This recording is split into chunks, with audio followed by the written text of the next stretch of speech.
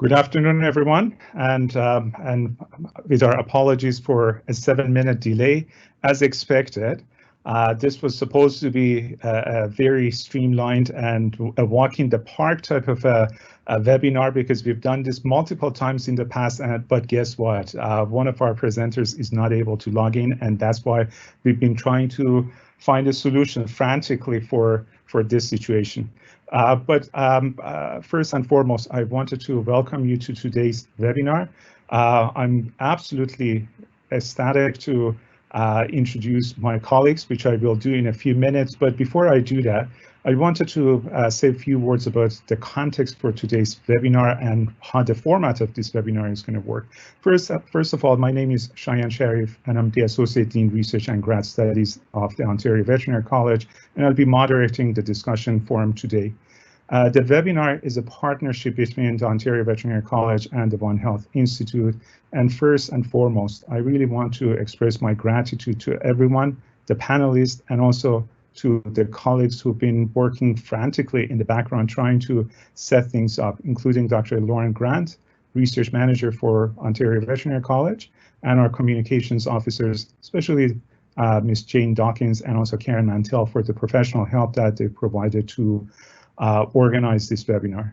As I said, this is going to be a moderated and interactive webinar, and the aim is to provide an up-to-date and specific information on biology of SARS-CoV-2 and the prophylactic strategies, such as, for example, the use of vaccines that are under development for control of this virus. I'm sure that 8-9 months ago, if you had talked to anyone in our field of virology and immunology, probably most of us were somewhat oblivious towards SARS-CoV-2 or COVID-19, but this has become the talk of a lot of scientific communities and also obviously our community at large. As many of you probably would appreciate, it's a sister virus to SARS virus that emerged in 2002 in southern China, and then it ended up in Canada in early 2003, and we were fortunate enough to be able to control the virus at the time. SARS-CoV-2, similar to its sister virus SARS, is thought to be a zoonotic virus, which essentially means that it may have had a reservoir in animals. I think, it's probably the likelihood of that is becoming more and more clear, that there must have been some linkage with some animal species, probably wildlife species. But for some reason, the virus decided to move from animals to humans, and importantly, it now has the ability to transmit from humans to humans, which was confirmed in January 2020, and shortly thereafter, the pandemic was declared by the WHO. As you all aware of, the impacts of COVID-19 have rippled through the entire globe, and they will have a lasting impression in the form of change and improvements of much of our infrastructure and services. The pandemic has also uncovered many of our vulnerabilities and inequalities in our public health and medical systems. But if there is any silver lining here, it is the fact that we would be better prepared for future pandemics that could be even more devastating and worse than the one that we are dealing with right at the moment. And I'm also confident that you would agree with me that over the last 8 to 9 months, there have been so many twists and turns and so many false alarms and so many false hopes that we will be writing about this pandemic for the many decades and perhaps the many centuries to come. But the purpose of today's discussion is to really cut through some of the things that I just described, those false alarms, those false hopes, the twists and turns to this, and we want to cut through this very thick layer of information and sometimes misinformation and try to provide you with expert opinion that you're going to be hearing from 4 of our colleagues, and hopefully our 4th colleague, Dr. Samira Mubarakeh, is going to be joining us shortly. In terms of how the meeting is going to be panning out over the next 2 hours approximately, for today's session, we've muted the audience microphone, which would allow us to direct our attention fully towards our expert panelists who've joined us today. And for today's webinar, we will start by having each of our panelists provide some remarks to a question that I will be posing to them. It may be a question or maybe a series of questions, and each of them would have a few minutes to provide their remarks. And following that discussion, we will enter the interactive segment of the webinar. And we will try to field as many questions as we could. Last time we checked, there are probably around 70 people or so in the audience. So what we would like you to do is to provide your questions in the chat, and I will go through those questions, try to amalgamate them and try to prioritize the questions, and then I will pose them to our esteemed panelists. At the start of each question period, at the start of the question period, as I said, I will select those relevant questions and I will let the panel provide some remarks. And then at the end, in order to conclude our webinar, each of our panelists will provide a short take-home message of a few minutes or so from the lessons learned in today's interactive session.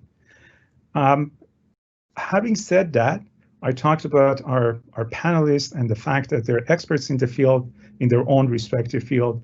But what I would like to do is to introduce them to you, and many of them require no introduction because I understand that many of you are coming from University of Guelph or from our neighboring universities, and you're quite familiar with the panelists that we have here in front of you. Dr. Sarah Wooten is an associate professor of virology in the Department of Pathobiology, which is part of the Ontario Veterinary College, and she specializes in viral vectored vaccines, oncolytic virotherapy, and gene therapy. And the overarching goal of her research is to engineer viruses to prevent, treat, and cure diseases, including infectious diseases such as COVID-19. The next person on my list is Dr. Matthew Miller, who's an associate professor in the Department of Biochemistry and Biomedical Sciences at McMaster University. Dr. Miller is an expert in viral immunology, epidemiology, and pathogenesis. And recently, his research program has expanded to include drug discovery and vaccine development for SARS CoV-2. And let me just check to make sure that, and Dr. Mubaraka hasn't actually been able to join us as of yet, but Dr. Mubaraka has completed her medical degree and also her internal medicine training at McGill University.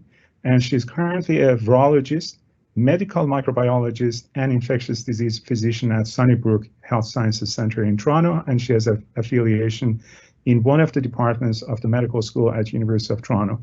Dr. Mubaraka has been working on SARS CoV-2 since the outset of the pandemic in North America, and she's going to be sharing with us her points of view about how the virus is transmitted and how transmission can actually be prevented.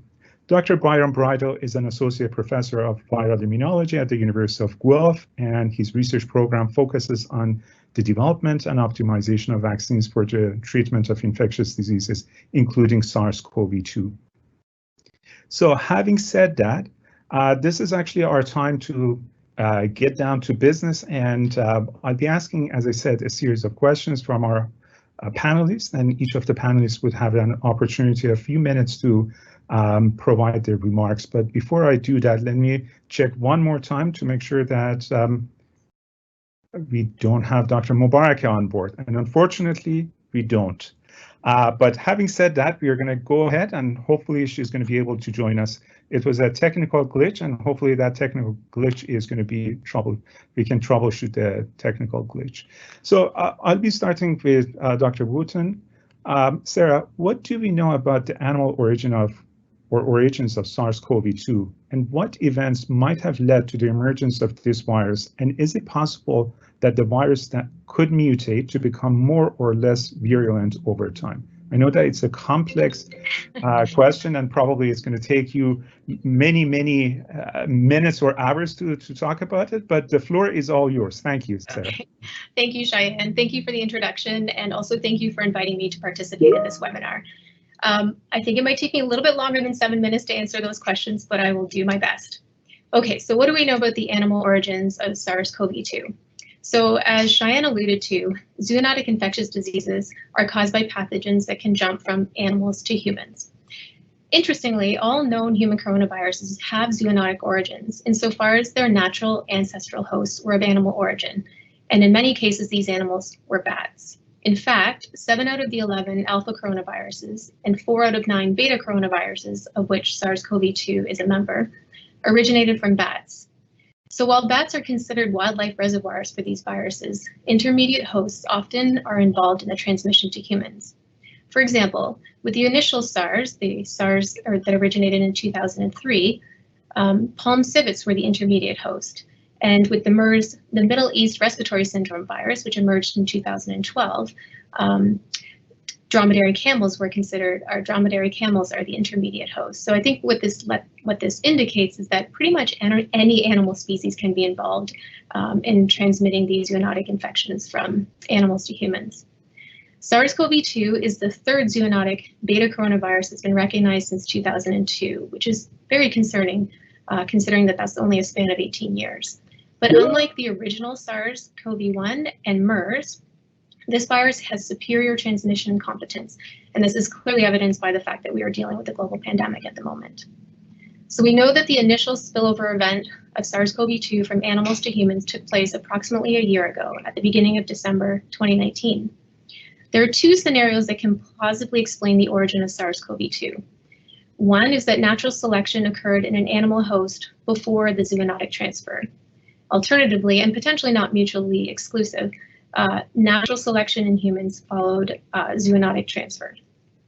So genetic epidemiology indicates that from that initial spillover event, the virus appears to spread mainly via human-to-human transmission, and not due to these continuous sporadic spillover events, which is what we typically see with the MERS coronavirus infections.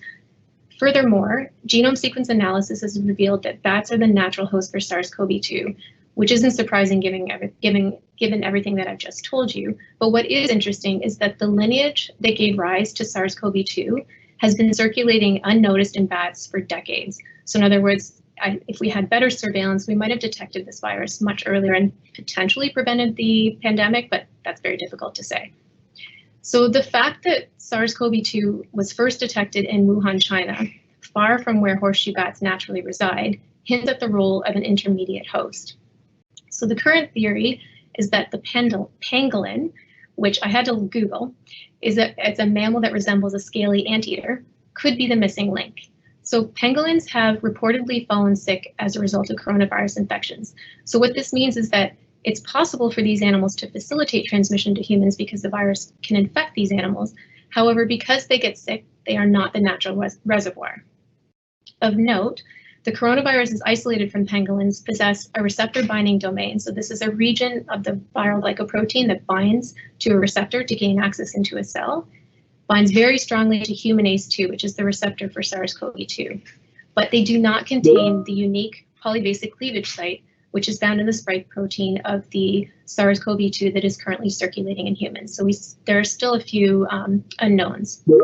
Moreover, the SARS-CoV-2 shows higher similarity to a bat coronavirus compared to the coronavirus isolates that were determined or isolated from pangolins.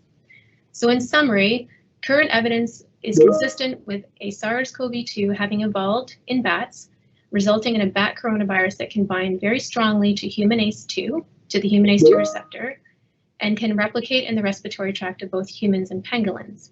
Exactly how or when the virus acquired its polyvasic cleavage site has yet to be determined. While there's still a lot we don't know about what led to this spillover event, there's one theory that we can likely dismiss, and that is that the virus emerged through laboratory manipulation and then inadvertently escaped from the laboratory. And there are a couple of reasons why we can potentially dismiss this theory. First, the receptor binding domain of the SARS spike protein is highly optimized for binding to human ACE2. In fact, it binds 10 to 15 times stronger than the original SARS-CoV-1. But it's interesting, the composition of amino acids that the spike protein acquired in order to bind strongly to human ACE2 are very different from those that would have been selected by scientists. So in other words, the receptor binding domain of the spike protein has evolved to target ACE2 very effectively, and that this could only have happened through natural selection and not through genetic engineering. And the second reason why we can potentially dismiss this theory is that if a scientist or one were to manipulate the viral genome, they potentially would have used one of the several reverse genetic systems that are available for beta coronaviruses. And these are essentially plasmid DNAs that scientists use to introduce mutations into the genome. However, genetic data irrefutably shows that the SARS coronavirus CoV-2 is not derived from any previously used virus backbones. So these two features of the virus, so the mutation in the receptor binding domain of the spike protein and its distinct backbone, rule out laboratory manipulation as a potential source of SARS-CoV-2. So the second part of Shayan's question is, what events might have led to the emergence of the virus? I can think of at least three major factors that might have contributed to the emergence of SARS-CoV-2. The first is the virus, the second is bats, and you'll hear me talking a lot about bats, and the third is humans, and we're probably the worst culprit. So let's start with the virus. So very quickly, coronaviruses are RNA viruses, and what that means is that they use an error-prone RNA-dependent RNA polymerase to replicate their genome. The end result is that there are a number of mutations that are introduced every time the genome replicates. There's another problem with coronaviruses, and that is that they're highly recombinogenic, so they can very easily exchange genetic information between similar genomes. So what this means is that these two features of coronaviruses allow for the accumulation of mutations over time that can result in the emergence of novel strains of coronavirus. The second major factor or issue is that bats are a problem. Bats are a natural reservoir for viruses that have caused some of the highest fatality rates of any viruses that people have acquired from wild animals. This includes Ebola, rabies, the original SARS coronavirus. So what is it about bats that makes them so able to harbor viruses that are potentially deadly to humans? So research has shown that the antiviral interferon pathway in bats is perpetually switched on. So in most other mammals, including humans, this would have devastating effects. Having a hypervigilant immune system would cause harmful inflammation and cytokine storms and potentially death. But in the case of bats, this immune defense allows them to contain a high viral load, so they can host a lot of different viral infections, but it also allows for the evolution of faster transmitting viruses. So this is quite problematic. Another issue that is concerning is there was a study published not too long ago where more than 12,000 bats were sampled from around the world, including Latin America, Africa, and Asia, and approximately 9% of those bats sampled carried at least one of 91 distinct coronaviruses. The authors went on to estimate that there are at least 3,200 coronaviruses that infect bats. And since there are over 1,400 species of bats, this represents a large and diverse pool of coronaviruses that could potentially spill over into the human population. And lastly, humans are a huge problem in this equation. So we have altered more than half the Earth's habitable land to meet the needs of our burgeoning population. And these changes in the mode and the intensity of land use are expanding hazardous interfaces between people, livestock, and wildlife reservoirs, which can host zoonotic infections. But that's not the only reason why we're seeing more zoonotic diseases. There was a paper published this year in Nature that showed worldwide species that persist in perturbed ecosystems, mainly rodents, bats, the bats are showing up again, and starlings, are more likely to harbor disease-causing agents than the species that decline or disappear as a consequence of the perturbation of their ecosystems. So as a result, when we convert natural habitats into our own uses, we are inadvertently increasing the probability of transmission of zoonotic infectious diseases. So I think I'm potentially out of time. Shayan, how am I doing? As always, right on time. Thanks, Sarah. All right, okay, thanks. And I assume that we haven't had Dr. Mubarak joining us, but I know that people are working quite frantically trying to get her online. But in the absence of that, let me go to Dr. Matthew Miller. Matthew, what are the main routes of transmission of SARS-CoV-2 in humans, and what are the mechanisms behind the disease-causing ability of the virus? Yeah, thank you very much, Dr. Sharif. So, as many people will have heard by this point, SARS-CoV-2 is primarily spread through close, prolonged direct contact. And of course, as a primarily respiratory infection, the virus is thought to be spread primarily through lipid droplets. There's been a lot of interesting debate in the news cycles recently about the distinction between lipid droplets and aerosols and how both of these things impact spread and transmission of SARS-CoV-2. Lipid droplets tend to be larger respiratory droplets, usually larger than 5 micrometers in size, that once expelled fall to the ground relatively quickly, usually within 2 meters. And indeed, it's the ability of respiratory droplets to spread within a 2-meter distance that's largely been the deciding factor in governing how social distancing or physical distancing policies have been enacted in order to prevent SARS-CoV-2 transmission. Aerosols, by contrast, are respiratory droplets that tend to be smaller than 5 micrometers in size. And what's distinct about these droplets is simply that they can remain suspended in air for longer periods and travel greater distances. Now, viruses are all small enough to be contained in either respiratory droplets or aerosols. And so the question around whether aerosols or respiratory droplets contribute to viral spread aren't so much around whether or not these particles can accommodate virus, but what the relative probability is of a transmission event happening by either of these two routes. And it seems very clear that respiratory droplets are the primary mode of spread. There are probably several reasons for this. One is that close proximity increases the likelihood of a transmission event occurring. And secondly, by virtue of the fact that respiratory droplets are larger, they're also larger to contain, or they're also more likely to contain more viral particles, which in turn increases the probability of a transmission event happening. Nevertheless, in indoor locations where there's poor circulation, there's increasing evidence now that aerosols can also contribute to spread and transmission of SARS-CoV-2. And this is why, excuse me, wearing a mask is extremely important in these high-risk settings where the virus is able to remain suspended for longer and potentially transmit over greater distances. There's also been reports that the virus can be shed in feces, and indeed there's been reports that there's the ability to detect virus in human feces long after an individual has resolved symptoms.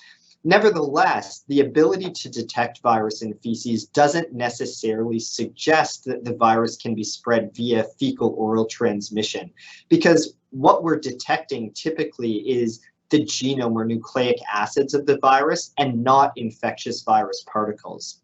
SARS-CoV-2 is an enveloped virus, and enveloped viruses typically don't survive well in the harsh environment in the gut. And so it's not yet clear whether the virus can be transmitted at all via the fecal-oral route, but if it can, it's certainly a very, very rare and inefficient form of transmission. Peak viral loads with SARS-CoV-2 are now known to occur approximately at the same time as symptom onset. And what this means is that individuals who are infected with the virus are at the highest risk of transmitting not only the day that symptoms occur, but a few days before symptoms occur and a few days after. And this is another reason why the direction and recommendations on masking have evolved from the early stages of the pandemic.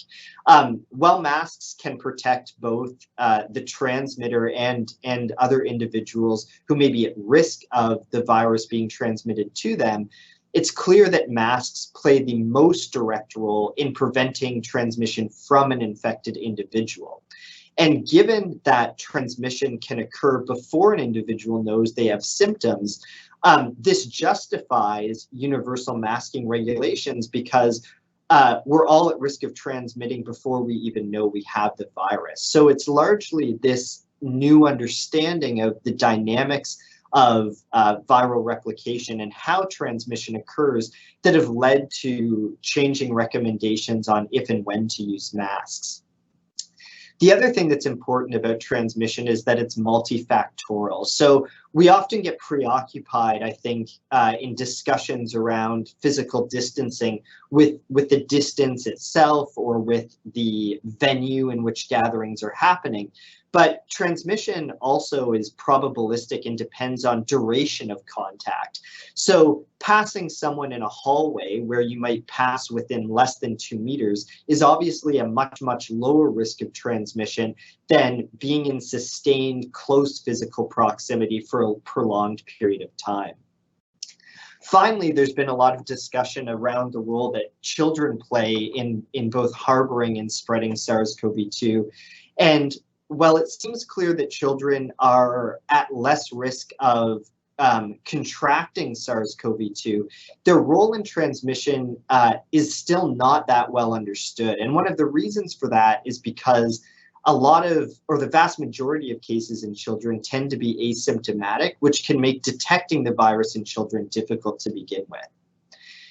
Now, once an individual's contracted SARS-CoV-2, the disease manifestations are based largely on the biological characteristics of the virus. So SARS-CoV-2, like the first SARS coronavirus that circulated in humans around 2003, uses the ACE2 receptor to enter cells. And ACE2 is expressed in multiple tissues throughout the body, including the lung and the GI tract. Infection typically initiates in the upper respiratory tract, but can also spread through other tissues. Autopsies that have been performed on individuals who have died of SARS-CoV-2 have been able to find virus in diverse tissues, including things like the kidney and liver and heart. And this is an important distinction when we discuss the pathogenesis of SARS-CoV-2 relative to some other common respiratory viruses that we are all more familiar with, like seasonal influenza, for example. So seasonal influenza causes many of the same respiratory symptoms as SARS-CoV-2, but it's limited to replication in the lung. This can differ during pandemics and infections with highly pathogenic influenza virus, but is an important distinction in the manifestations of these two illnesses. It's also very clear that in many individuals who become severely ill from SARS-CoV-2, their illness is mediated by an aberrant or dysfunctional or poorly regulated immune response. So some of the common manifestations of SARS-CoV-2 infection in severe cases include things like macrophage activation syndrome and so-called cytokine storm, as well as coagulopathies, or more commonly clotting sequelae. These are mediated certainly in part by the inflammatory responses that the virus triggers, but also possibly by antibody-mediated events. One of the other sort of final issues that is common to SARS-CoV-2 pathogenesis and is a really important diagnostic indicator is the loss of taste and smell. And there's been a lot of speculation around how the virus mediates this. At this point, it's not clear that it's mediated by direct infection of the CNS or of neurons, but possibly by the triggering of inflammatory responses in the olfactory epithelium.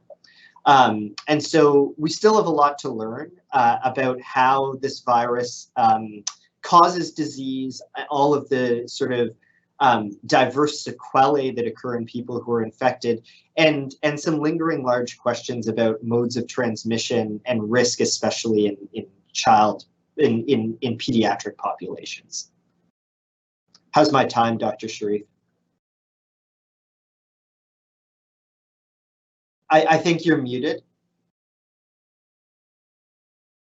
You know what, when we have parliamentarians, muting themselves and then not knowing that they're muted, and they go on, for a few minutes, and then someone tap on their shoulder. So I think I can forgive myself. But you know what happened? We have Dr. Samira Mubarakeh actually joining us on FaceTime, and I actually have her on my phone. So I'm just going to do a bit of a mumbo jumbo here and try to get her to see you and you see her. So before I do that, let me just read out my question for Dr. Mubarakeh. So Samira, why does SARS-CoV-2 cause more severe disease in some groups depending on age, comorbidities, socioeconomic status compared to others? And does this virus bear any resemblance to other coronaviruses that cause severe acute respiratory syndrome, i.e. SARS and MERS? And has the knowledge that we've gained from other viruses, from other SARS viruses, been used for developing strategies for prevention and treatment of SARS-CoV-2, and if so, in what ways? And the reason I'm asking you all these questions because I think this is really your domain. So there's going to be a moment of truth when I'm going to be turning you to the camera on my computer, and you're going to see everyone.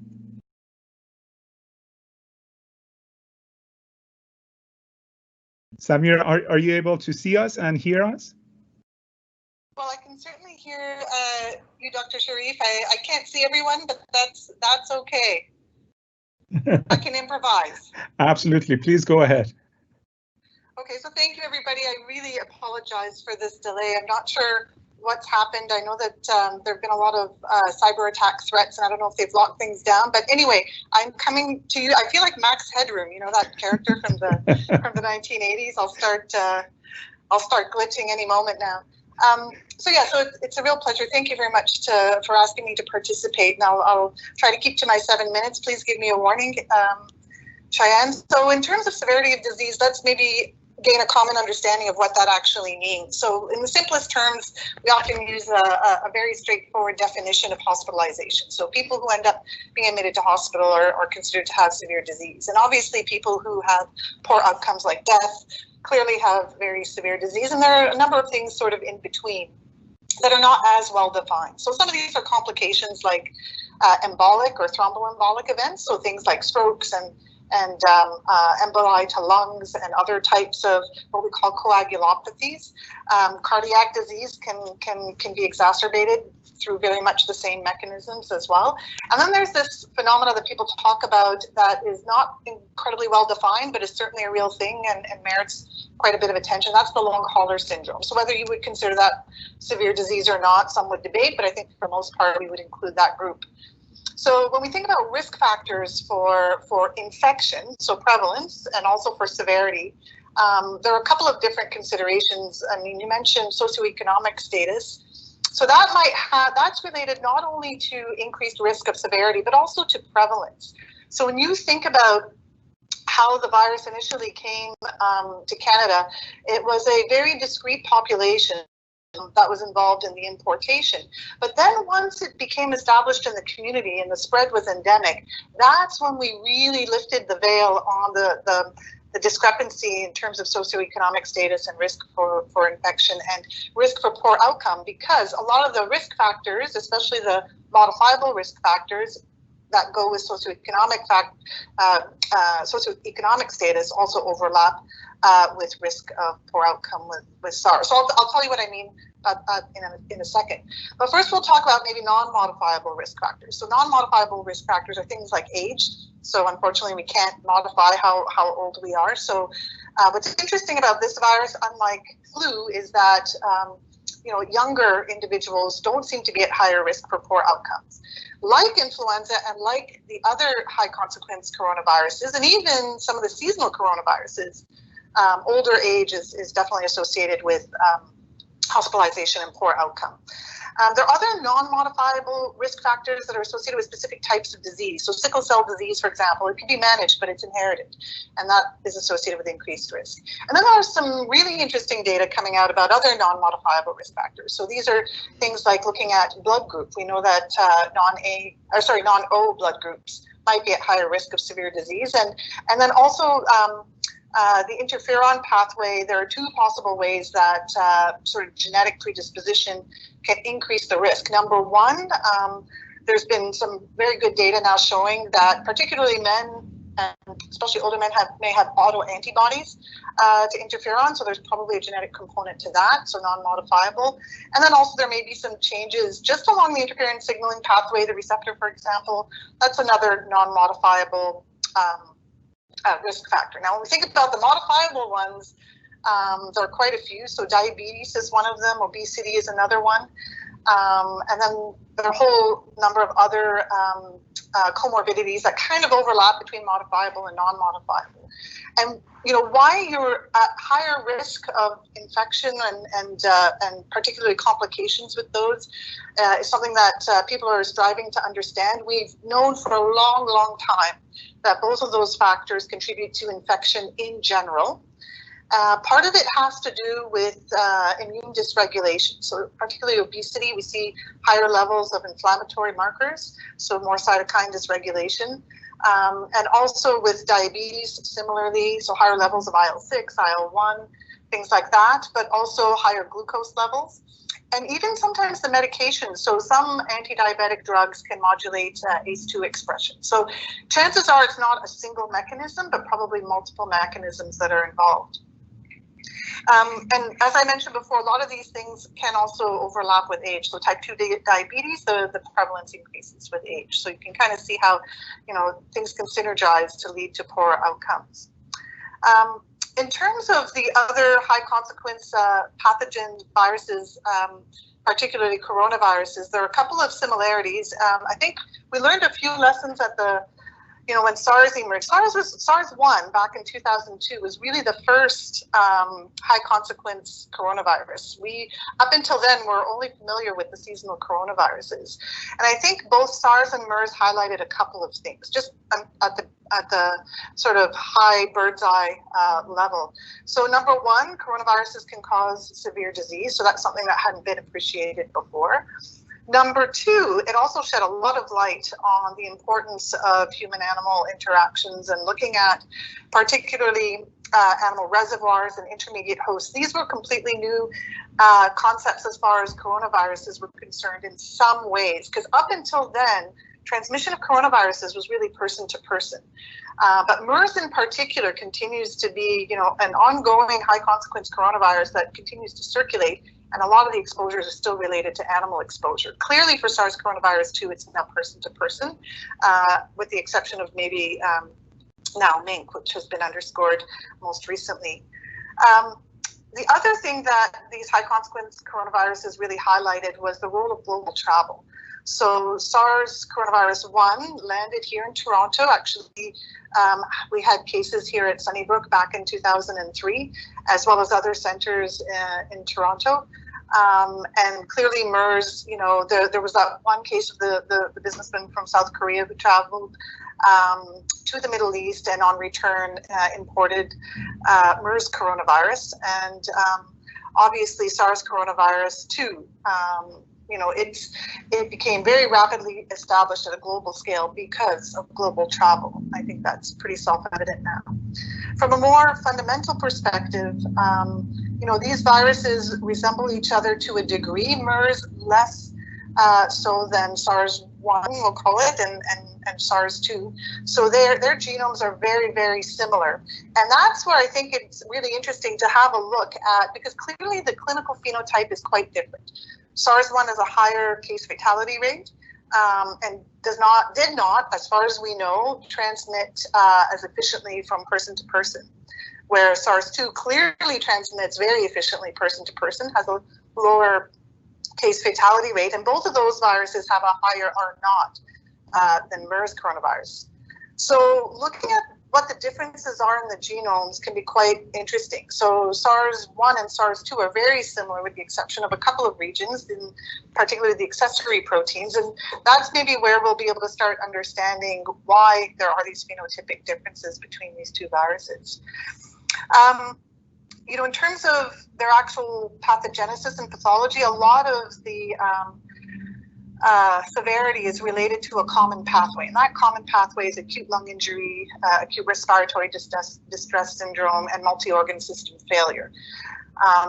Although there will be subtleties, there's no question in the mechanism to reach that common pathway. Unfortunately, complications that ensue most likely are from these immune pathways that are very redundant and make it difficult to target, as we have recently seen through the failure of a number of immunomodulators in clinical trials. How am I doing for time, Dr. Sharif? Should I touch on that last point, or did you want to move on? Perhaps if we can move on, and I guess, pass on the torch to Dr. Bridle for his comments, and we can obviously come back to this during our interactive session. Would that be okay?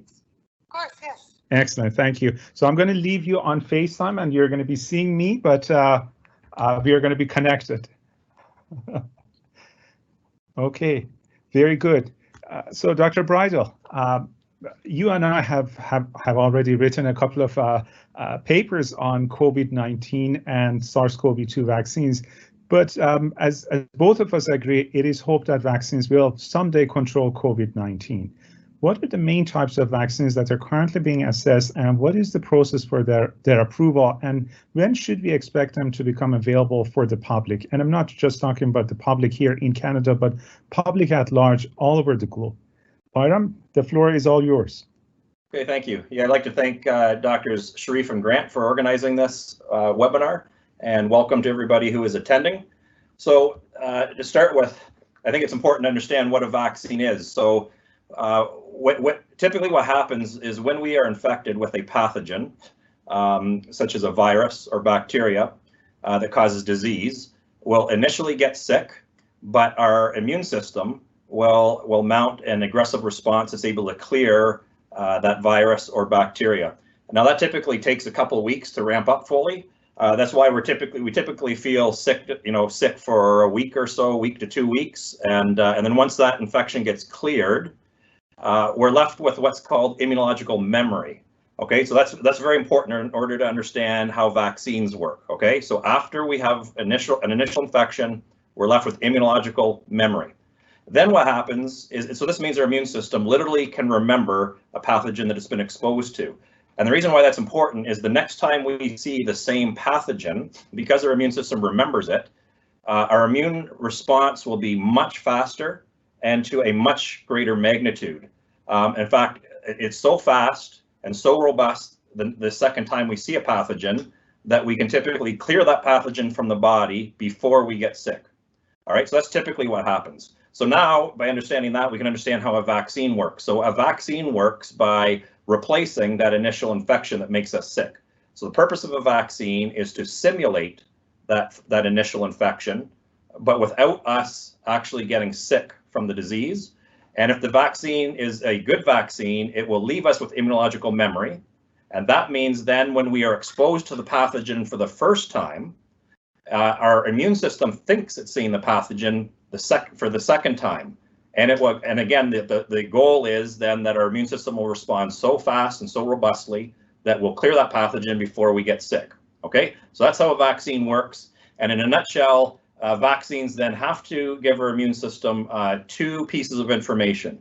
A vaccine has to show our immune system what the target antigen is. So in this case, what we're talking about is it has to show the body either the SARS coronavirus 2 or a piece of the SARS coronavirus 2. It also has to tell the immune system that that target that it's seeing is dangerous and worth responding to. Okay, and so there's a large number of different types of vaccines that can provide these two signals. So some of the ones that you may have heard of. So the easiest way to make a vaccine against the pathogen is to simply take the virus, like SARS coronavirus 2, inactivate it. All right, and that provides the target antigens, the target for the immune system. And then we can mix it with what's called an adjuvant. And the adjuvant would typically provide the danger signals that tell the immune system that target virus is worth responding to. All right, so that would be an inactivated viral vaccine. There's other types of vaccines, a number which we could all put under the umbrella term of a subunit vaccine. And what a subunit vaccine is it takes a piece or pieces of the SARS coronavirus 2 and uses those to instruct our immune system to respond to the SARS coronavirus 2. So these could be proteins from the SARS coronavirus 2. A couple of very promising looking vaccines, they're kind of front runners right now that you may have heard about are RNA-based vaccines. As you've heard from the virologist who spoke earlier, this virus has, in our cells, we use DNA as the genetic code, but this virus uses what's called RNA as its genetic code. And so people are using RNA-based vaccines. to get the immune system to target the SARS coronavirus 2. And then there's another class that's looking very promising, and these are known as viral vectored vaccines. And what these vaccines do is they take very safe viruses that do not cause disease. So keep that in mind. A lot of people, when they hear about the term virus, they immediately think, it's something that causes disease. That's not true. The vast majority of viruses do not cause disease. All right, it's only a few viruses that we encounter in the environment that cause disease. So these viral vectored vaccines take one of these very safe viruses and they use it as a Trojan horse to deliver a piece or pieces of the SARS coronavirus into the body. And one of the reasons that these vaccines tend to be particularly promising is these safe viruses are viruses in and of themselves, they're intact viruses, and typically they can infect cells and then the immune system can mount a proper response. One concern around the subunit vaccines, where we take pieces of the virus, is sometimes with those vaccines, the immune system can misinterpret that as being an extracellular pathogen. And remember, viruses live inside the cells, and there's two types of immune responses that we can mount. One is specifically designed to get rid of extracellular pathogens, so pathogens that live outside of our cells, like most bacteria. And then the other type of immune response is very good at getting rid of intracellular pathogens like viruses, right? So in this case, we want to make sure that the vaccine is going to induce an appropriate antiviral response, okay? And then for the second part of the question, so in terms of when we're going to have a vaccine, it's very difficult to say. One of the things that I always say as a scientist, the confidence that we can have in our answers is directly proportional to the amount of data that we have to work with. And the announcements that are being made, the media releases we're seeing about these vaccines are very, very sparse in terms of details. So it makes it difficult to predict when exactly we might have a vaccine. But what I can tell you is there's a very well-defined series of events that have to occur. So typically what happens is people will start with pure exploratory research, and that could typically last 2 to 4 years. Then that migrates into what we call preclinical research. And this is when people will start moving their vaccine idea into animal models and see how well it works. And that typically takes 1 to 2 years. And then at that point, it enters what we call the translational pipeline, which translates the promising vaccine into a clinical trial. This is where there'll be a lot of safety testing. There'll be animal models used that are more representative of people, such as non-human primates. And then if everything looks promising at that point, it'll enter, an application can be made to a regulatory agency in Canada, that would be Health Canada. And if they approve the application, then the vaccine can enter the clinical trial testing. And there's usually three consecutive phases of clinical trials. It starts with relatively small phase 1 human clinical trials, which are focused on safety, and they emphasize safety of the vaccine. And if those look promising, they'll enter larger scale phase 2 human clinical trials. And again, the emphasis is on safety, but there also usually has to be some demonstration of efficacy. By that, I mean, it doesn't necessarily have to show that it protects against disease, but if you're using a vaccine, you're expecting an immune response to be induced. So it might require showing that there is in fact an immune response being induced. And then you've probably heard there's some vaccines now that have entered phase 3 human clinical trials. And here, safety still is at the forefront, but to successfully pass the phase 3 clinical trial testing, efficacy has to be demonstrated. That means at this point, the vaccine has to be shown to either prevent or reduce the severity of COVID-19, okay? And so many of you may have heard, the announcement today. For example, Pfizer just made, an exciting announcement about partial results from their phase 3 trial. So first of all, I should point out that clinical trial testing pipeline typically takes about 10 years or even more. Historically, the fastest that's ever been traversed was by the pharmaceutical company known as Merck, where they were able to get a vaccine through the clinical trial pipeline in about 4 years. They also hold the record for the second fastest vaccine, which took 5 years.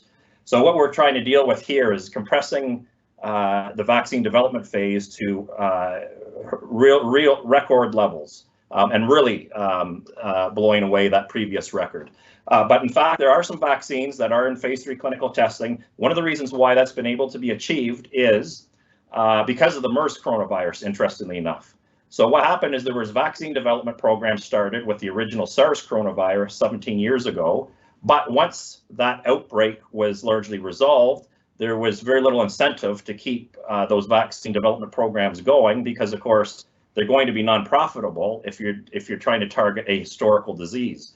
But MERS coronavirus, as the other virologist mentioned, is still active, right? There are still Middle East respiratory syndrome coronavirus cases occurring. And so there have been ongoing vaccine development programs for those. And as a consequence, those platforms have been able to be converted over to vaccines against the SARS coronavirus 2. Those are the front runners. But one of the things I just want to finish off with is with today's announcement, what it highlights is Pfizer, again, they didn't release very many details, so it's very hard to assess the quality of the vaccine. But so far, it's looking like it has the potential to get through the approval phase, possibly as early as the end of this year or very early in 2021.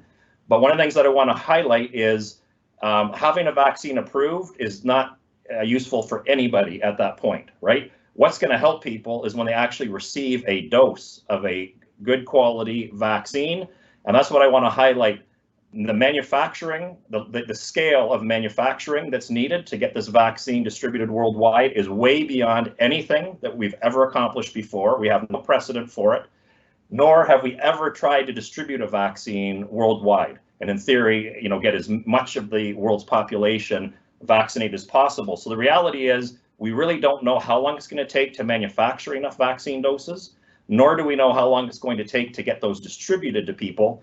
And some people have estimated that could take up to 2 years. So keep that in mind. So until you actually receive a good quality vaccine via, you actually have that dose administered, it's not going to be of personal benefit. And I'll end there. Very good. Thanks very much, everyone. It was absolutely fantastic, very informative, very enlightening, all the comments raised and remarks raised by our panelists. And that's exactly why we invited these 4 panelists, because we knew that they're going to generate a lot of excitement and enthusiasm. I do see a lot of questions. Some of them are not published, and maybe I can just go through one by one, try to amalgamate a few of them and pose them to our panelists. So I'll be calling upon our panelists, given their area of expertise. And perhaps for this one, I would go to Sarah and Matthew. This is actually in relation to glycosylation of spike protein. So the question is from Dr. Maria Montero.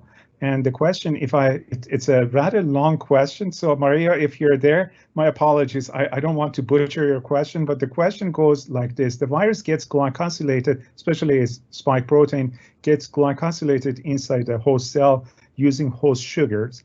And the question is, when you use a vaccine, which is going to be either an RNA vaccine or DNA or a viral vector vaccine, what are the chances that the spike protein is going to be glycosylated in the same way that it usually gets glycosylated when it's expressed by the virus? And if so, would these sugars be quite similar or somewhat different from the sugars that you would find in the native protein? And there's also another part of it, which is the relationship between, susceptibility, as Dr. Mubarak was talking about it, the relationship between susceptibility/resistance and various different blood groups. There's also another question about blood groups, but I'll let you, Sarah or Matthew, to answer the question. Please go ahead. Sarah, go first. Okay, thank you for the question. I think, okay, my answer would potentially be it depends on how the vaccine is produced. So presumably if it's produced in a human cell line, then the glycosylation patterns will be similar to that of the virus that would be replicating in a human host. If it's produced in bacteria, for example, if it's a subunit vaccine and it's partially the spike protein, then potentially those glycosylation sites will not be there. I mean, the sites will still exist, but those glycosylation patterns would be different. Matthew, is that what you think is going on? Yeah, certainly. So in the case of viral vectored vaccines and these RNA vaccines, like the one that Pfizer is testing, as well as the Moderna vaccine, those vaccines are sort of best case scenario because they're asking the host to glycosylate the protein in the same way that the virus asks the host to glycosylate the spike protein. So in situations where the host is given the responsibility of making spike by the nature of the vaccine, those situations should very, very closely mimic the natural glycosylation that we see on the virus. But as Dr. Rutan said, there are lots of other vaccines that are produced in a myriad of different ways. Ones that are produced in mammalian cells are going to be closest to natural glycosylation patterns.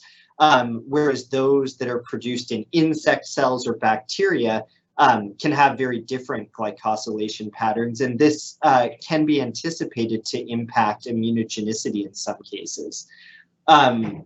With regard to blood groups and ABO blood grouping and how that relates to risk, there have been reports that people who have O are at lower risk of infection. But right now, the clinical data suggests that while they're at lower risk of infection, if they do become infected, there's no difference in severity of illness or risk of hospitalization. And the biological reason for that isn't that clear right now, but these sugar groups can play important roles in facilitating virus binding and entry. They can also play important roles in the way the immune system responds in some cases. Excellent. And what I'm going to do, I'll ask Dr. Mubarak to have a few remarks about the ABO blood groups and susceptibility and resistance, because I know that you also touched upon that, Samira, during your remarks. Yeah, and thanks, Matt. I mean, it's a pretty nuanced story. It really depends on what the endpoint people were looking at. So some people were looking at need for ventilation, other people were looking at death and different types of outcomes, and it does differ A versus B. So that's why some people are sort of talking about non-O being at higher risk, but not very clearly outlined. You know, I think the jury is still out on whether the absolute risk for poor outcome is clearly associated with either of those blood groups. The only other thing I have to add is there was some, we'll call it speculation, that hypercoagulability might be associated with some of these blood groups. So it's not so much, it's less direct of an association. So if you already are someone who's more likely to clot, you may potentially be at higher risk for that particular outcome. But again, that's highly speculative. I think, you know, it's going to take very large population cohort studies to really tease out what the clear determinants for poor outcome as far as blood group is concerned and under what specific circumstances. Very good, thank you. There are actually a couple of other questions that probably would be more suitable for you, Sarah. As a matter of fact, one of them is in regard to the paper or the study that you mentioned about bats carrying coronaviruses and the Nature paper on perturbed ecosystems. They're asking whether or not you can direct them to those papers. If Sure. you'd like, we can certainly do this offline, or Okay. if you'd like, you can also have a short conversation about that. Well, it's probably easier to do it offline if I'm just going to send the articles. I don't know, can people go back and look at the Q&A if I just post it or upload it onto the Q&A session? Would that allow everyone access? Okay, yes, then I will do that. Very good. And there's also a rather, I would say, detailed question about recombined furin cleavage site and would have come from, so the question is, do we know where the recombined furin cleavage site would have come from in terms of zoonotic evolution? So to the best of my knowledge, we don't know where this polybasic cleavage site emerged. Early sequencing indicates that the SARS coronavirus that's currently circulating in human population is similar to what was initially found in humans after the initial spillover event. So presumably it happened very early after the initial transmission from animal, potentially pangolin, to human. and potentially through recombination. But again, the sequence of the bat coronavirus, or the coronavirus that was isolated in bats and that is most similar to the SARS CoV-2, would suggest that there haven't been any recombination events. So it's a mystery, and potentially there were just individual amino acids that were acquired over time to make the transmission of SARS CoV-2 more effective. I don't know if anyone else has any thoughts on the acquisition of the polybasic cleavage site. So it's to be determined. Very good, thank you. So I guess, the subject of today's discussion, is partly about vaccines and how appropriate, for Pfizer to just make an announcement for a successful vaccine that they've been working on. So the question there are actually two questions, but I'm just going to try to amalgamate the two of them. Byram, what do we know about the Pfizer vaccine? And they talk about 90% effectiveness of this vaccine. What does it mean, and could it actually change the timeline that we've all been professing that probably we are going to be here for the long haul? Yeah, thanks, Shayan. So, yeah, that's a great question. So, in terms of what we know about the vaccine, I would say remarkably little. I've actually been very disappointed during this pandemic when scientific articles are released. So in other words, where we have the greatest detail about this vaccine was from when they released earlier clinical trial data, phase 1 and 2 clinical trial data. So this is what we talked about earlier, subunit vaccine. It uses RNA as the foundation for the vaccine. One of the things that's well, I guess what I'll say is directly tackling what they announced today. It certainly looks promising in the sense that it seems to have been 90% effective so far in this trial. So one thing to note is the phase 3 clinical trial is not yet finished. It would have to continue to perform in this way throughout the remainder of the trial in order to receive approval. It would also have to continue to appear safe, which it does. So this does certainly open the possibility of now having that vaccine approved. I would say realistically, as long as there aren't any, as long as the data that's been released so far is not biased in any way, in other words, assuming that it is representative of the rest of the data that will be acquired, I think it's realistic to expect that this might get emergency approval early in 2021. But with that said, there's several things to keep in mind. So, like I said, the amount of data that was released was remarkably sparse. In fact, what's interesting, it's a third-party organization that's actually collecting the data for this trial. So the Pfizer, the company itself, doesn't even have access to more detailed information than we do, other than it was 90% effective. But one question that immediately comes up is, you can imagine scenarios. So what that basically means is that the group that did not get the vaccine got a certain number of cases of COVID-19, tested positive for COVID-19, and about 10% of that number tested positive in those that were vaccinated. But again, we're talking about that was released with 60 some odd patients, based on a huge number of volunteers, but then out of those a total number of 64 testing positive for COVID-19. So one of the issues then with that is which ones got COVID-19. So I'll just put out one scenario, for example. One area where I would be concerned, for example, would be what if all those that got the COVID-19 in the vaccinated group were, for example, elderly individuals, right? And that number was equal to the number in the unvaccinated group. That would be, we don't know that at this point, but that would certainly be a cause for concern in the sense that that would actually argue that the vaccine isn't working in the most susceptible population, right? The population that's most susceptible to COVID-19 and is most susceptible to mortalities or death caused by it.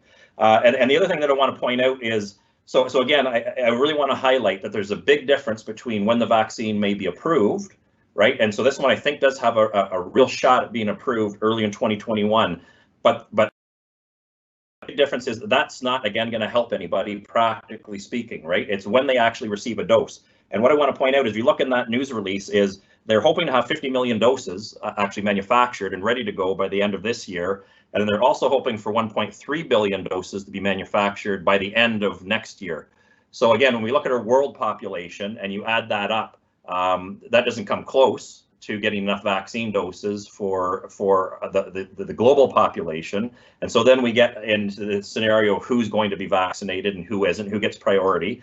The other thing that you have to keep in mind is this vaccine requires 2 doses, okay? So that also means that of all those doses they're making, you can only actually treat half as many people, all right? So we're talking then about 500 million people by the end of next year.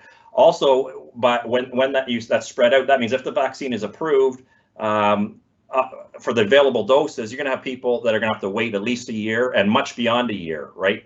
Based on their current predictions in order to get vaccinated. So then another question is, what does immunological memory look like? Remember, I told you that a good vaccine induces robust immunological memory. So we don't know what the memory response looks like in these individuals because there hasn't been enough time to evaluate it.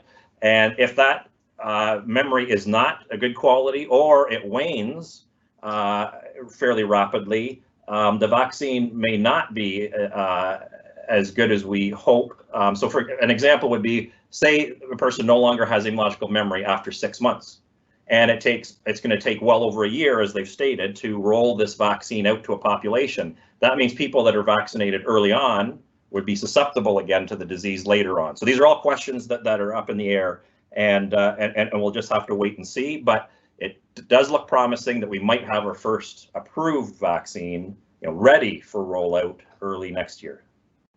Very good. And what I would actually like to do, and I hope that Dr. Mubarak, you're also willing to give us your remarks about vaccines and vaccination, especially this new vaccine. So I'm just going to turn you to our audience and our panelists and ask you to provide some comments about this vaccine or any other vaccine that you might think would be at a stage that can be applied to humans, hopefully over the next short while. Yeah, I think that's the challenge, right, Dr. Sharif, is the timeline.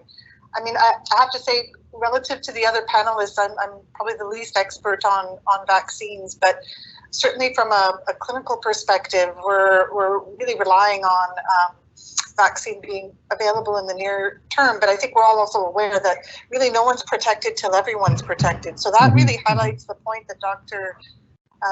Riddle mentioned about the timeline that'll be required to have protective immunity at a significant enough scale that it actually dampens, if not stops, transmission. And the likelihood that we have sterilizing immunity and can use this as the sole means to control transmission. I think we know from influenza, for example. I appreciate these are very different viruses, and hopefully there won't be the same issue with drift as with coronavirus. That's quite a very different mechanism to gain genomic diversity, but we just don't know how long immunity will be lasting. So I think if we're talking about mitigating transmission, we'll probably need to also think about some other measures. So for example, antivirals are one way that we actually prevent transmission during influenza virus outbreaks. So also oseltamivir doesn't work fantastically well in terms of reducing disease once infected, but if you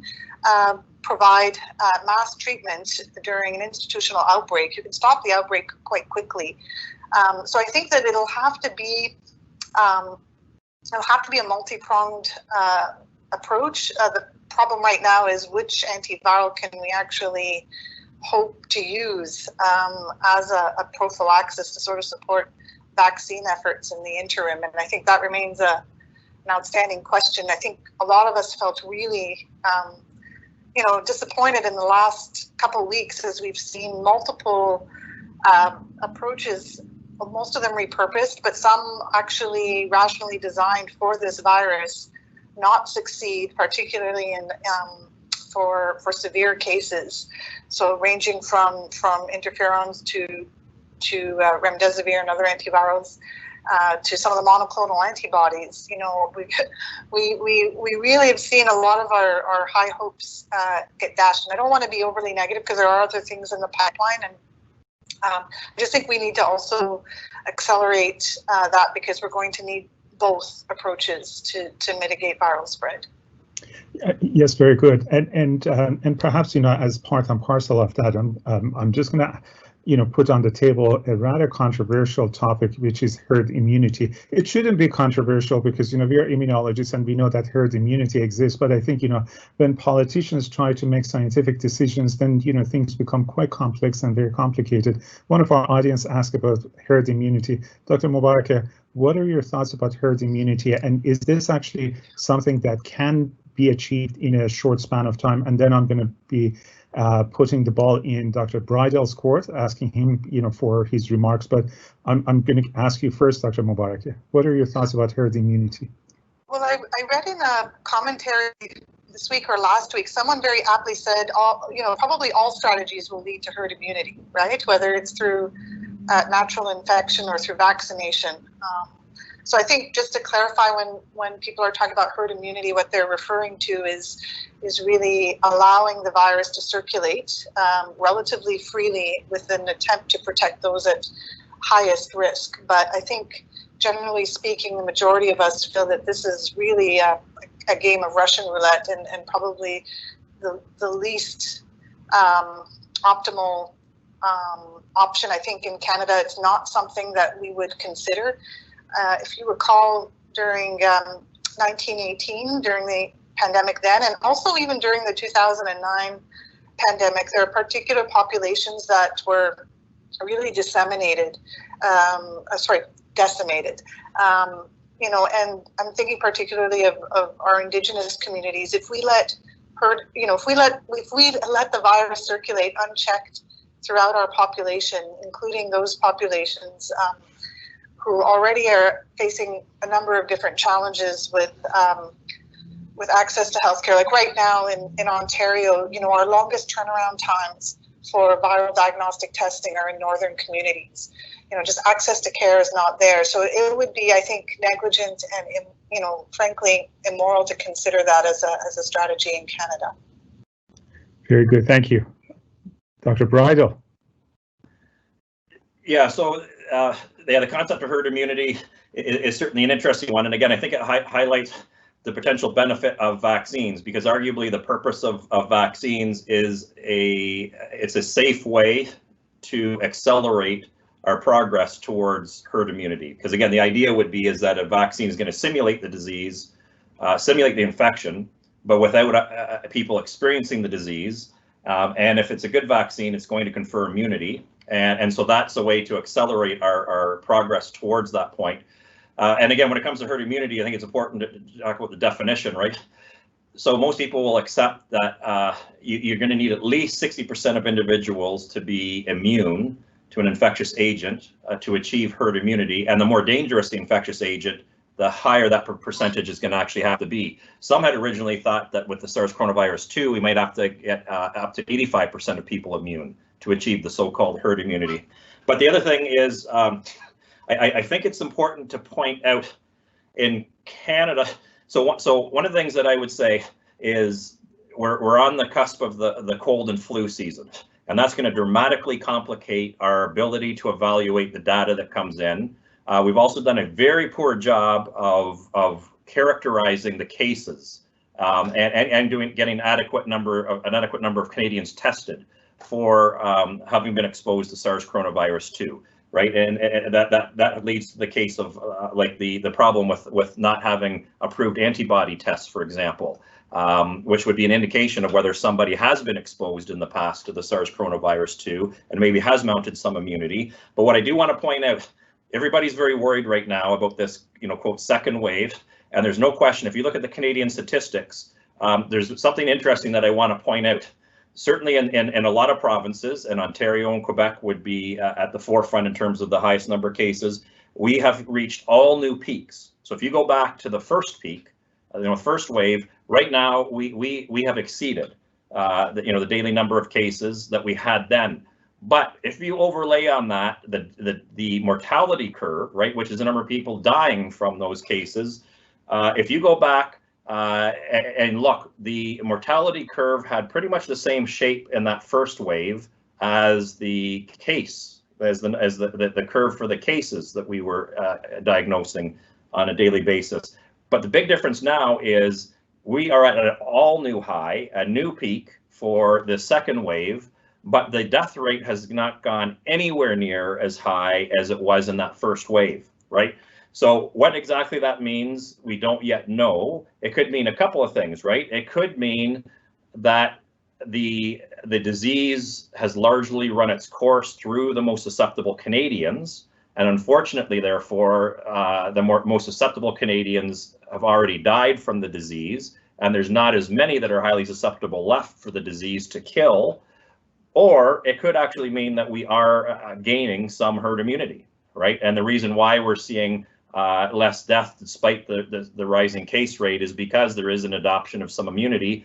And of course, the other thing that's important to note is even though the case rates have skyrocketed, what is failed, what the media fails to reveal to the general public in many cases is that the vast majority are mild cases, and among younger individuals, because of course we've sent people back to work, we've sent our younger children back to elementary and high school, and so the disease is starting to run through them. And also we have this unknown. We don't know how large the population is yet, but we now know for sure that there are asymptomatic individuals, right? Meaning that they were exposed to so as people do testing and start doing testing in people that didn't have obvious signs of illness, we're finding an ever-growing number of people that were infected with the SARS coronavirus too, but never knew it because they never got sick.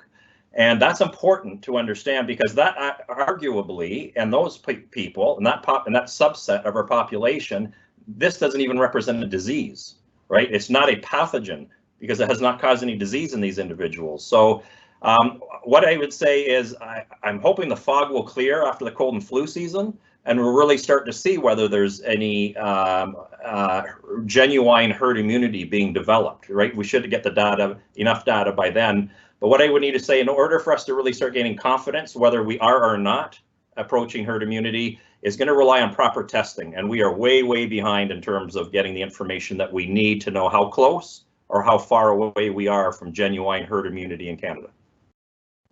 Very good. And I would like to ask our panelists to chime in if they think that they need to in response to the question about herd immunity. Are we all good? Excellent. Very good. I just have one thing to add, if that's okay. Absolutely. Please go ahead, Samira.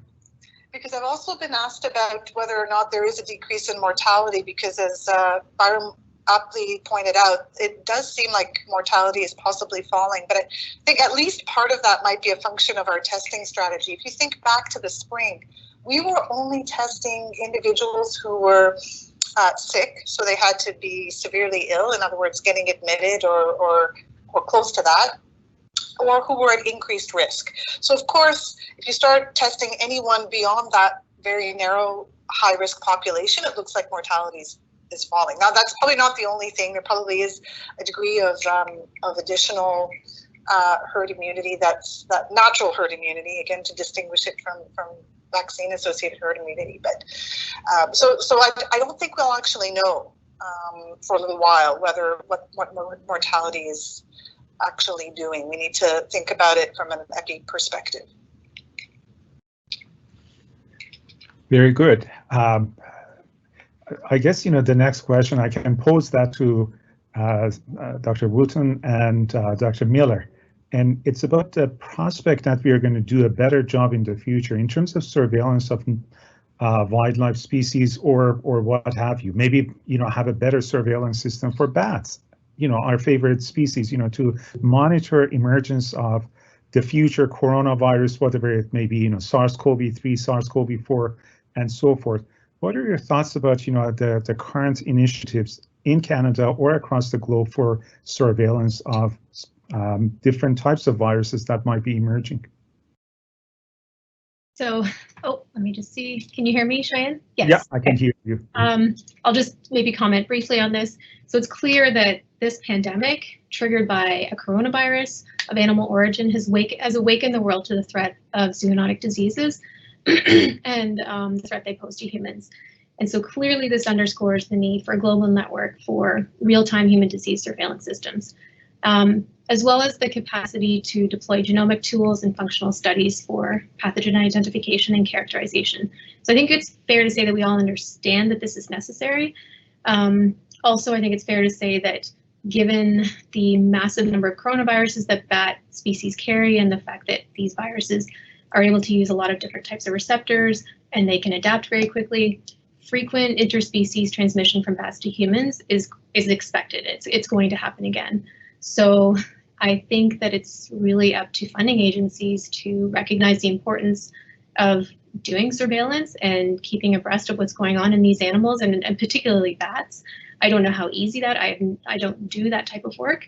I don't know how easy it is to do it, but clearly it's important. And this is especially driven home by the fact that the particular strain, SARS CoV-2, that's circulating in humans right now has actually been circulating for more than 2 decades in bats. So if we did have effective sampling and surveillance ongoing, we may have detected this virus before it caused a global pandemic. And then I guess additionally, we need to put up some barriers between ourselves and wildlife, and we need to stop, ruining the environment and making it such that we are selecting for animals that are more likely to carry zoonotic pathogens and cause these spillover events. So there's a lot of things that have to happen on a large scale, but I mean, in terms of the surveillance, certainly more funding in that area would help us identify these pathogens before they cause global pandemics. Thank you. Matthew, would you have some comments? So I absolutely echo Dr. Wooten's sentiments regarding the need for much more effort being put into surveillance at the animal-human interface. What I would add, though, is that in some ways, the surveillance piece is easy in the sense that we have good genomic tools. The price of being able to do genomic surveillance has made doing this at a grand scale very feasible. As an adjunct, though, to this increased surveillance, we need a much greater investment in actually studying animal viruses. Because even for virus families that we understand extremely well and that are studied with tremendously vigorous effort and resolution, like influenza, we still don't have a very good framework for looking at a virus genome and assessing the risk that that virus poses from a zoonotic perspective. And so we can do all the surveillance we want, and I suspect, as Dr. Wooten alluded to, that there absolutely will be more surveillance. My concern is that we'll become artificially pacified by efforts to increase surveillance without the complementary efforts required to really understand what these pathogens are doing. And I think that in addition to underscoring the need for more surveillance, what I hope this pandemic has done is given those of us who have the ability to make policy impacts in funding areas to sort of expand our very anthropomorphic view of what pathogens we think are important, and to recognize that just because a pathogen doesn't cause severe or widespread disease in humans now doesn't mean that it might not in the future. And if we knew a lot more about these bugs before they cause disease in humans, we'd be much better poised to treat them if and when they do. And case in point is the fact that all of the front-runner coronavirus vaccines right now are front-runners because those platforms were extensively tested for prior coronaviruses like MERS. And had MERS, thank goodness MERS hasn't caused widespread illness, despite the fact that when it does infect people, it's very severe. But we really need to pair surveillance efforts, which are desperately needed, with functional studies to understand these poorly understood pathogens. Can I just add one more thing, Shayan? Yeah, absolutely. Yeah, so absolutely, Matthew. I can't believe I forgot that component.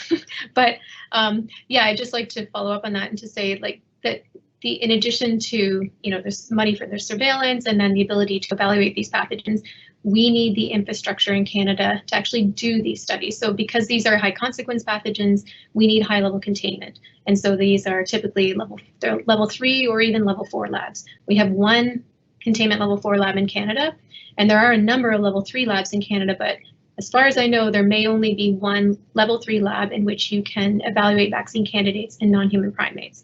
So again, that will slow down our ability as a country to evaluate vaccines. And I'm sure Byram has something to say about that as well, and maybe the other panelists, but yeah, clearly an investment in the infrastructure that allows us to study the pathogenesis of these pathogens and then also to develop vaccines and therapeutics.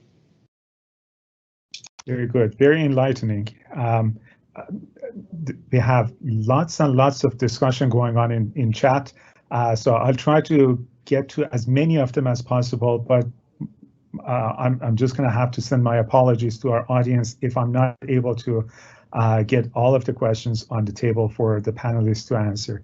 One of the questions is actually kind of related to what we just described. And by the way, Dr. Miller, what you said is really music to my ear. As the Associate Dean Research, I really want to have, all the facilities at our disposal to be able to do all of the research that you're describing. And it is, in fact, really critical for us to not 100% focus on animal viruses, but put a lot of emphasis on animal viruses. And interesting that as you know, over the last few days or so, there have been some cases of humans contracting the virus from minks. And as you know, that has led to destruction of several million minks in Denmark. So the question is, how would this impact vaccine development? Because now we know that the virus is going from humans to animals, from animals to humans, and the virus seems to be actually mutating in that process. Would that actually impact vaccine development? Maybe I can ask Byram to go first, and then I would put this onto Samira. So Byram, go ahead. Yeah, I would argue. So it remains to be seen how. So again, it depends on the evidence, right? We have to see what the evidence is ultimately. At the moment, there is no evidence, to my understanding, that the virus that got back into people from the mink would be resistant to any of the current vaccination strategies. In other words, there's no evidence that the antigens that are currently being targeted with the current vaccines, that those antigens have altered so dramatically that the protective immune response would no longer be protective against that virus. So if that's the case, I don't know that it would have any impact on the current course of vaccine development. What it does clearly tell us, though, is again, mink are an economically important animal, and we have lots of mink farms in Canada. So what I do envision in the future is, I think they're going to be added to the list of animals that are going to need a vaccine, likely then against COVID or SARS coronaviruses, SARS coronavirus 2, just like we do, right? Influenza is a great example, right? So we know that we can get some very dangerous outbreaks originating from influenza viruses in pigs and poultry, recombining with human influenza viruses and causing very dangerous, novel influenza viruses. So this shows the potential in mink. And so what we're doing on the flu side, right, is we're trying to vaccinate and develop more effective vaccines against the flu in poultry and in swine, because if we can reduce the reservoir in those animals, it reduces the risk of causing novel influenza viruses getting into people. And so what this maybe suggests is we're going to have to do the same thing with mink, right? We may have to consider then developing an effective vaccine against SARS coronavirus that can be administered to mink to reduce that reservoir again in that population, and therefore reduce the risk of that becoming a reservoir to promote mutation events. That, again, in this case, the evidence so far would suggest that if anything, the virus might actually be a little less fit when getting back into people. But again, these recombination events and mutations are often very random and could just as easily end up with a virus that's more dangerous. So I think that's really what we're going to have to start thinking about again, is expanding the scope of our vaccine efforts in terms of controlling these reservoirs in economically important animal species. Very good. I'm just going to invite Dr. Mubaraka to also provide some comments about this new phenomenon of minks being a reservoir, Dr. Mubaraka, and also, how that could actually create a dent in our vaccine development endeavors. Yeah, Byron, thanks for, I hadn't even thought about the possibility of immunizing mink, but it's a really important point because it may have be one means to prevent spill back to humans, but also prevent spillover to wild mustelids, or as some other folks have pointed out, sometimes the farmed mink can actually escape. So that's one issue, and then obviously there are other mustelids that are wild or peri-domestic that could actually get infected from the mink. So vaccination of the mink themselves, I hadn't really thought about it, but it seems like one potential strategy. I guess the slightly frustrating thing about the Danish mink story is that we've seen where some of the mutations are. They're in the spike protein, but we haven't really seen any of the data that characterize those. I heard or read more so in the lay media that potentially there was reduction of neutralizing antibodies or the neutralization of antibodies, but I really don't know any of the details there. And so it goes back to Sarah and Matt's point about the importance of really characterizing these viruses. Obviously, this is one that's very, very high up on the radar. And it also really underscores our interactions with animals. So from what I understand, and I could be wrong, but from what I understand, I think some jurisdictions were planning on phasing out mink farming altogether in the near future, even before this pandemic. And I think that's probably going to be accelerated, but it does beg the larger, almost more One Health question. What are we doing here? What's the way that we're interacting with animals, and particularly with respect to farmed animals and the relative abundance of farmed animals. So that does increase the risk more substantially than in some ways, just because of the interface there. So I think it does require us, and the WHO has already called for this, to have an active surveillance program, at least for farmed mink and probably for many other wildlife species in Canada as well. Very good, thank you. I'm quite conscious of time. It's 2:39 and we are supposed to be wrapping up by 3 p.m. We still have lots of questions left. Maybe I can ask a couple of questions, and I would ask our panelists to be more succinct so that we can go through as many questions as possible. One question is actually probably something that Sarah, you would be able to answer, or perhaps Matthew. Is there a chance for MERS and SARS-CoV-2 to undergo recombination, and what would be implications of a disastrous recombination between the two of them? So I certainly think that's a possibility. Those two viruses will have to meet in one species, so that could be a bat, that could be a human. I doubt it would be a camel, but so some animal that is infected with both of these viruses.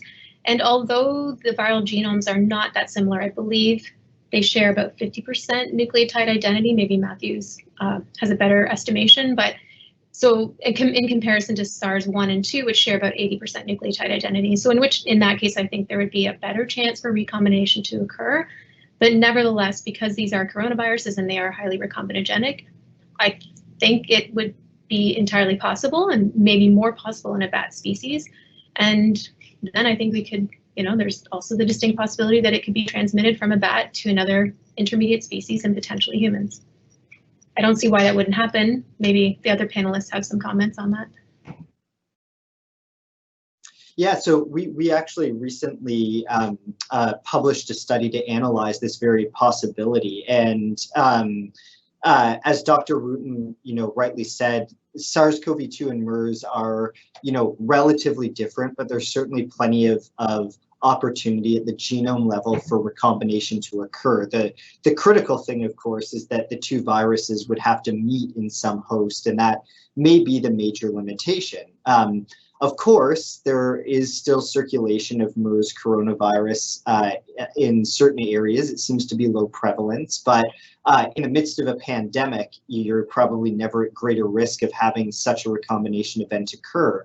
And what's especially alarming, I think, is the fact that many of our current diagnostics, especially rapid and point of care diagnostics, are not set up to detect these kind of events. And so, you know, short of sequencing complete genomes, which is being done in a lot of jurisdictions, but certainly not in a widespread way, this is something that we really need to be looking out for. I would say at this moment in time, the risk is low, but it's certainly not null, and therefore it's a concern that especially people in areas where viruses like MERS are endemic or cause periodic outbreaks need to be especially vigilant about.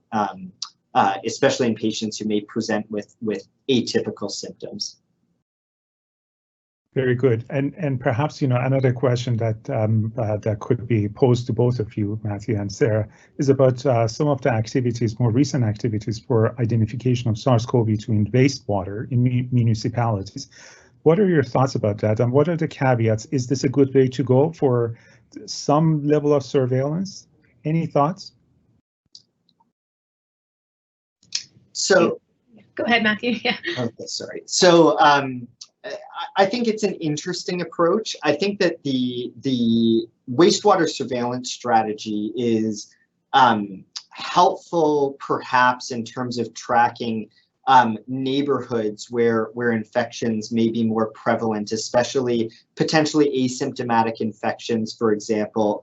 It's very unlikely that wastewater is a appreciable means of transmission. This is really more about tracing. An example of where this has been deployed very effectively is for polio, in the polio elimination efforts, especially in places like India and Afghanistan. People have used this kind of wastewater tracing to find positive cases and then increase interventions like vaccination in those areas.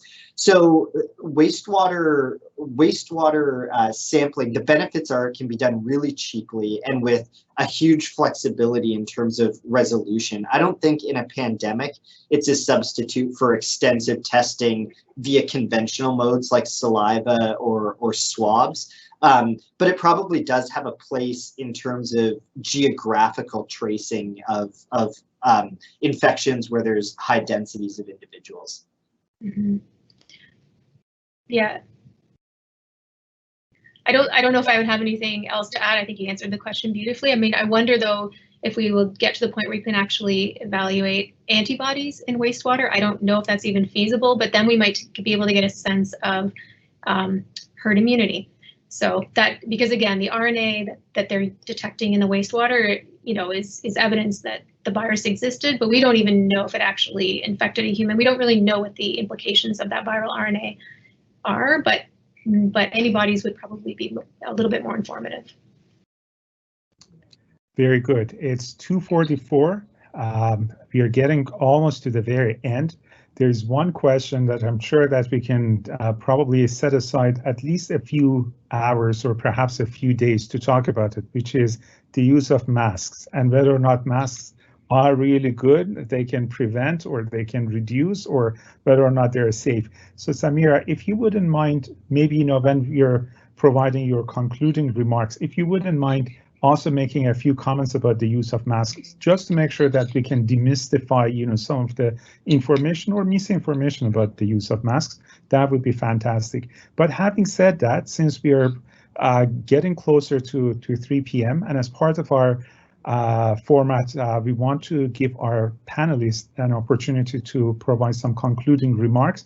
This is actually the time that I would be calling upon our panelists, and I'm going to go through the same order. So I'm going to ask Dr. Wooten to provide some concluding remarks before we wrap up the meeting. So Sarah, the floor is all yours now. Sarah, you're muted. That has to happen every single time. Thank you, Shayan. Yeah, so I guess I think we've touched on a lot of the issues that have been raised related to this pandemic and surveillance and lack of funding for critical infrastructure. I think I would just like to drive that point home that these events, these spillover events, are going to continue to happen. There is no doubt about that. I mean, the fact that these bats have been harboring and other species have been harboring zoonotic diseases for forever, but it's just I think now it's intensified because we are interacting with these species much more readily, and also the way that we are manipulating the land is actually increasing the number of species and the number of species that can contain zoonotic pathogens, to the point where these interactions are going to happen much more frequently. And this is not by no means the last pandemic. So we need to be prepared. So we need investment into surveillance. We need investment into infrastructure so that we can actually evaluate these viruses that we might detect in bats and other species, and then also be prepared. We need to make vaccines, and we need to follow through on these vaccines. So after the first, after SARS-1 and after MERS, there were a lot of people who were mobilized and received funding to develop vaccines, but then the funding dried up.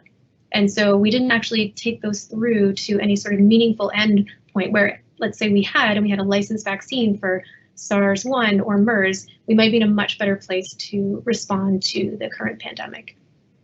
So thank you. Excellent points. Very well taken. So next panelist on my agenda was Dr. Matthew Miller. Would you please give us your concluding remarks, Matthew? Yes, certainly. Thanks very much, Dr. Sharif. It's been a real pleasure to sit on the panel with all of these other experts. I think the major message that I have in wrapping up is that one thing we've learned from this pandemic is that the ability to respond to pandemics transcends disciplines, and that our effective responses really require way more interconnected and multidisciplinary approach than we've ever appreciated before. It's not just about virologists and immunologists and epidemiologists, but also policymakers and economists, and engineers to come up with the solutions that we need. And I think the other thing that's really important about this pandemic, especially from a public education standpoint, is that the public has sort of had the unfortunate consequence of learning the iterative nature of science during a pandemic in a way that they've never experienced before, in terms of the rate at which discoveries are made and the level of uncertainty we have when we're sort of in the heat of investigating a pandemic, which can lead to a lot of confusion and if not framed correctly, I think can really erode trust in science. So I hope what the public can take away from this is that science is an evolving discipline, and our knowledge gets better with time as we learn more and more. And in a pandemic where we're responding extremely rapidly, mistakes are going to be made. A good example of this is, the hydroxychloroquine, fiasco that sort of happened at the beginning of the pandemic. But what I also hope they've seen is that we correct ourselves pretty quickly when the evidence suggests that there needs to be a correction. And so, I hope that the public will not get pandemic weary and will, maintain their trust in science and the understanding that, debate happens early in science. It's a natural way that we arrive at strict conclusions, but this is a really unusual way that science is happening right now and is really the reason for some of the intrinsic uncertainty. It's not a sign that science isn't working or that you shouldn't trust science. Quite to the opposite. It's a sign of science doing exactly what it's supposed to do. Very good, very well put, and I couldn't agree more with some of the actually all the comments you raised, Matthew, especially the fact that it's been a wake-up call for the public, and I do actually have a few of those around me, including my mother, who's actually now having less trust in science and less trust in what her son is currently doing. So having said that, I have Dr. Mubarak as my next panelist, who's going to go and provide some remarks. And Samira, there was also a question about lockdowns, but perhaps that would be too much to ask you to squeeze everything into a few minutes that you have for your remarks. But please go ahead. I'll certainly try. So thank you very much, everyone. This has been great, and again, I apologize for the technical glitches. just picking up on the thread from what Matt said before, I know that it's been difficult for people to understand some of the conflicting advice, and I think that because this is the first experience for many people in a pandemic, you know, there wasn't an initial appreciation that advice can change very quickly, and that's exactly what happened around masks. You know, the concern at the beginning, there was evidence that was lacking, but that we quickly acquired. But I think the bigger concern for policymakers was the fact that there was a real fear that masks would fly off the shelves. I've actually had a number of anecdotes come to me about masks being stolen. Because of the panic. All we have to do is look at toilet paper sales to understand how irrational people can be during these times. And if healthcare workers don't have masks, they will be exposed, they will get infected, or they can't work. And this was a very, very real fear and trauma for people during SARS coronavirus 1. Healthcare workers did get infected and healthcare workers died. So I think that really making sure that there was enough PPE for healthcare workers back in the spring was one of the reasons why, you know, we didn't say everybody please wear masks abundantly, but we're saying it now. And the reason that we're saying it now is A, supplies are secured, and B, there's quite a bit of evidence. And I know it sounds trite to say that we're all in this together, but really this is your opportunity to prevent deaths. You know, if we are going into a long, hard winter, there will be what we don't know, but probably a slow burn of on and off lockdowns. And we really are counting on everybody participating in these measures, because without that, you know, what may seem like a fairly simple decision to maybe go out or meet up with, you know, 5 or 10 friends, you know, a couple of viral generations later is an outbreak in long-term care, and it's critical care units that are full. And so we don't want to go back there. So that would be my number one, I guess, appeal to the community now, is to you know, really hang in there. It's not going to be easy, but we certainly can do this together. And then I guess my second point is another big picture perspective, and that's really about recovery. So we've sort of started talking a little bit about the need to build capacity and resilience, and we certainly need to do that. And we need to, Canada has started to build in a green economy and climate change into the recovery for COVID-19. But I just saw some data this morning in The Guardian showing that the net effect is still not positive, despite our best efforts. So we need to try harder to bring, you know, those priorities of reducing climate change, ensuring biodiversity, etc., and packaging it in with recovery from COVID-19. Very well said, thank you. And last but not least is Dr. Bridle. Yes, so I was asked to comment on vaccines specifically, and so that's how I'll conclude as well. So again, in terms of the vaccines and the vaccines that are coming through the pipeline, I would say what we really need is, when we're looking at the big picture, is we're going to need a vaccine that is highly protective.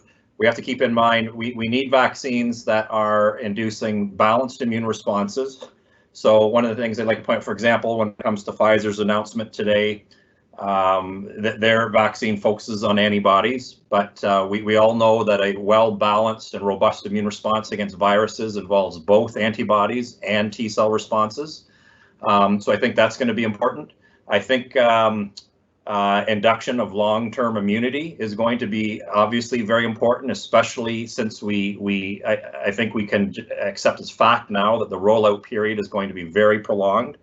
The other thing we need from vaccines is we need them to induce, you may recall at the very beginning, I talked about there's two basic biases in the immune response. One's great against extracellular pathogens and one's great against viruses.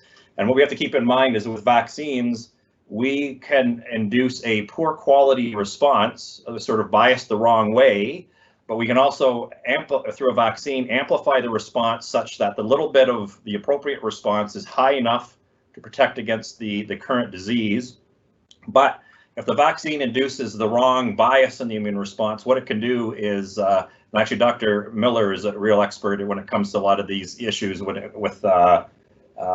influenza viruses. But certainly, it can train our immune systems to respond potentially in an appropriate way to natural infections in the future with highly pathogenic coronaviruses. So we have to keep that in mind. So in other words, our first exposure to a highly pathogenic virus, if that's going to be through a vaccine, it provides an opportunity to set us up to respond optimally in the future to other highly pathogenic viruses. We have to think long term, right? Because as others have noted, we've now had 3 outbreaks of severely pathogenic coronaviruses within the last 17 years. And so that tells us we may be encountering one of these, every decade on average in the future.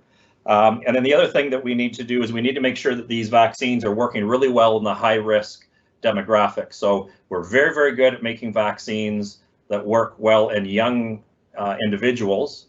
All of our research enterprise sort of focuses on optimizing vaccines for the young, but as it also was pointed out, in this case, this disease is really wreaking the most havoc in the elderly in our population. So through this, we have to learn to become better at making vaccines against older individuals, or that are going to be helpful for older individuals. And the other thing I would say is an advantage for a vaccine is probably going to be those that can provide this protective immunity with a single dose as opposed to 2 doses, simply because that's going to require half as many doses to confer the immunity. And again, that's going to help with that rollout.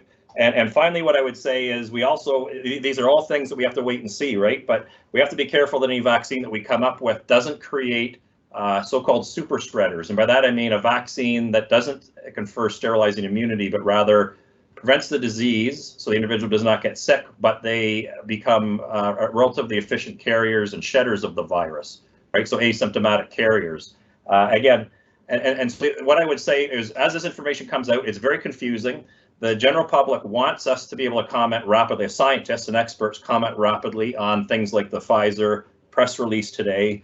But the reality is we need far more information. And so I would say we need to demand more detailed information. So for example, with Pfizer's release today, they've acknowledged themselves they have yet to put all of this scientific information through the peer review process, to submit it to a scientific journal, have scientific peers review it, and approve it for publication. That's the point where we are going to have enough information and hopefully enough confidence to be able to comment decisively on whether these vaccines look good and promising or not. And then the other thing is we're going to have to really focus on developing very efficient, large-scale strategies for manufacturing vaccines and efficiently distributing them to individuals. That was excellent. Thanks very much, everyone. First and foremost, I'm absolutely indebted to my panelists. And I did actually email them not too long ago, and I said, I have to apologize. And I have to say thank you for just putting up with me. My emails usually come either at 6:30 in the morning, or they usually come at 11 p.m. or onwards. And as a result of that, they get bombarded with my emails, but they put up with me. So thank you very much. And I'm just going to read one of the comments raised by a member of our audience. They say that they're very grateful to all the panelists for their generosity in sharing their knowledge with the audience, and they hope that this was recorded. Indeed, it was actually recorded. So Lauren and I are going to be looking into how best we can utilize this for further education of the public. But this was just to let you know that our discussion today was recorded, and hopefully we are going to find an avenue for posting it. So that's number 1 on my agenda. Number 2 on the agenda is to say thanks to member of our team, Dr. Lauren Grant, Jane Dawkins, and also Karen Mantell, who've been absolutely instrumental. And I know that other members of our university also came to help with our technical glitches and difficulties. So I don't know if they're still on the line, but if they are, my thanks to them as well. And lastly, I really wanted to say thank you to our members of audience who came out and gave us 2 hours of their precious time. So I do appreciate that. And they really made us really go, let's say we could have actually gone at least, I would say, a couple of hours, beyond our allotted time, but we are all busy, so I'm just going to have to wrap up here. But we do still have lots of questions posted in the chat room, and I apologize for not being able to answer all of those questions. So having said that, this would have been actually a time for me, if this were a face-to-face conversation, that I would have said, wish you all the best, go home, relax. But I guess for the most part, we are at home. And I don't know if we are relaxing, but most of us are at home. So I guess, that would be a moot point. So with that said, I wish you a very good afternoon, and thanks everyone for being here today. Bye for now.